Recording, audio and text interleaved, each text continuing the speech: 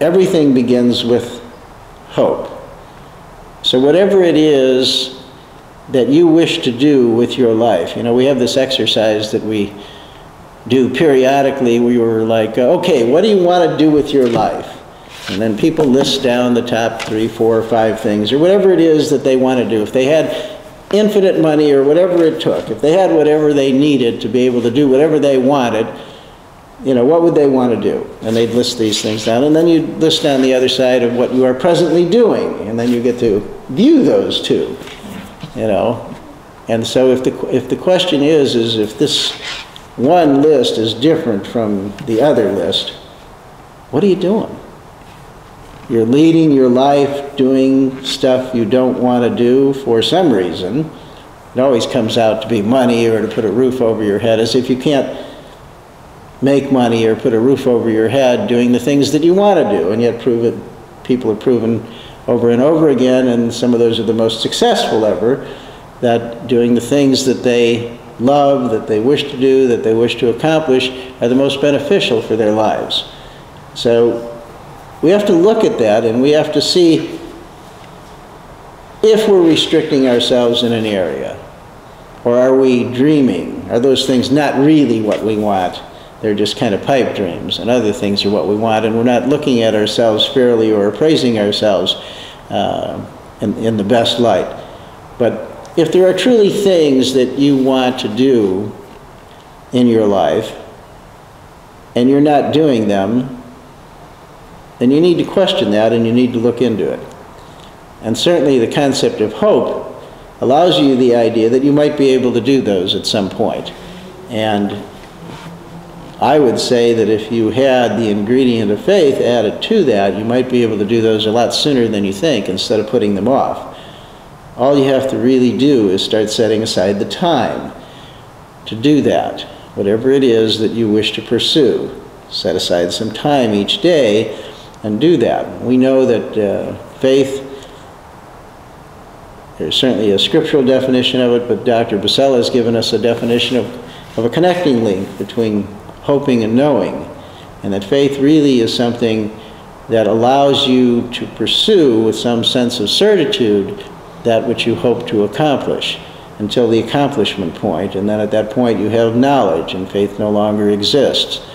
So at one point you hope to be able to do something, and at another point you know that you can do it.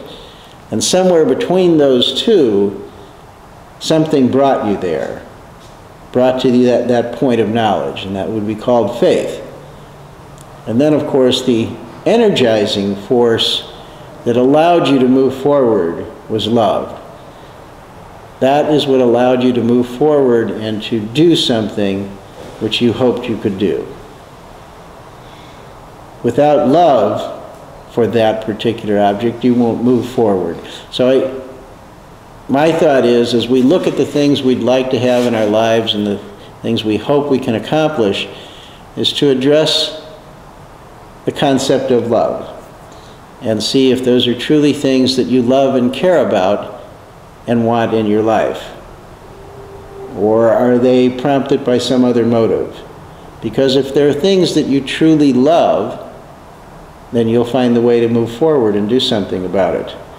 But without the force of love behind it, they're just merely a passive dream. And it's good for you to take a look at those things.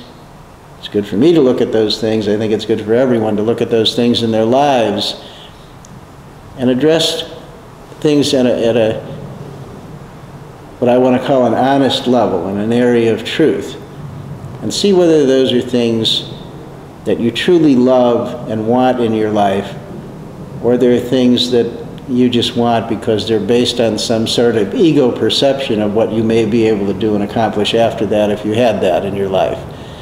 And I'm going to go out here a little bit and say that virtually all of the things that we look at are from an ego-based idea. There's so much ego in our lives, it's hard to sometimes decipher. We put a lot of thoughts and ideas that they're good, they're helpful, they're truthful, but honestly most of the things that we want are based upon ego and some sort of self-aggrandizement concept. So let's take a look at all of the things we hoped to have in our lives, all of the things we hope to accomplish, and look at that and see if they're from a standpoint of love or from they're merely a standpoint of desire. And they are two different things. And I know that there's desire in love, but without love, we're not going to accomplish a great deal. In fact, we're going to be heading in the wrong direction. So during this Christmastide, it's just a few other things for us to think about. But faith, hope, and love were important in the teaching of Jesus. The teaching was his most important thing for all of us, and all of us need to look at where we're at and how we're applying those concepts within our lives. With those thoughts in mind, let us do the doxology.